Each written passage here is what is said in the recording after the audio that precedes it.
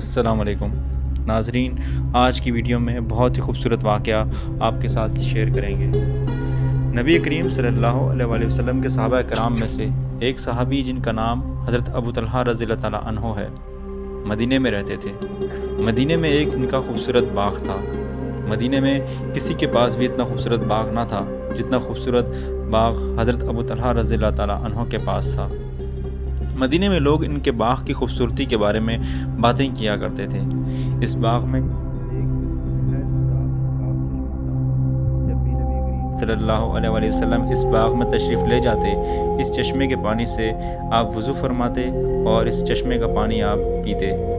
اس کے علاوہ اس باغ کی آمدنی بھی حضرت ابو طلحہ رضی اللہ تعالیٰ عنہ کے لیے بہت اچھی تھی۔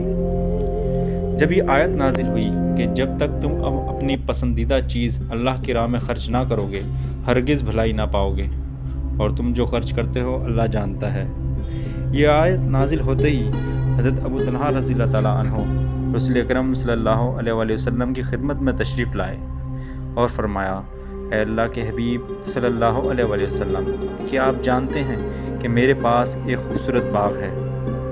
آپ صلی اللہ علیہ وآلہ وسلم نے فرمایا: جی میں جانتا ہوں۔ ابو طلحہ رضی اللہ تعالیٰ عنہ نے فرمایا: اے اللہ کے رسول، میں چاہتا ہوں کہ اس باغ کو اللہ کی راہ میں خرچ کر دو تاکہ آخرت کے لیے ذخیرہ ہو جائے۔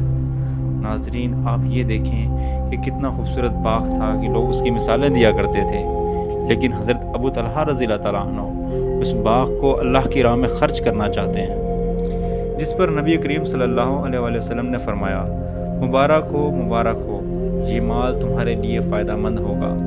اس کے بعد آپ صلی اللہ علیہ وآلہ وسلم نے فرمایا: اے ابو طلحہ، میں تمہارے لیے اس میں بہتری دیکھ رہا ہوں کہ اس باغ کو اپنے قریبی ضرورت مند اور محتاج رشتہ داروں میں تقسیم کر دو۔ ابو طلحہ رضی اللہ تعالیٰ عنہ نے نبی کریم صلی اللہ علیہ وآلہ وسلم کا حکم مانا اور اس کی تعمیل کی اور اس باغ کو اپنے رشتہ داروں میں تقسیم کر دیا۔ تو ناظرین، اللہ کی راہ میں خرچ کرنا بہت ہی اجر کا کام ہے۔ یہ مہینہ جو حج کا مہینہ چل رہا ہے، اس مہینے میں ہم قربانی کرتے ہیں، جو اللہ کی راہ میں ہم قربانی اپنے جانور کی قربانی کیے کرتے ہیں۔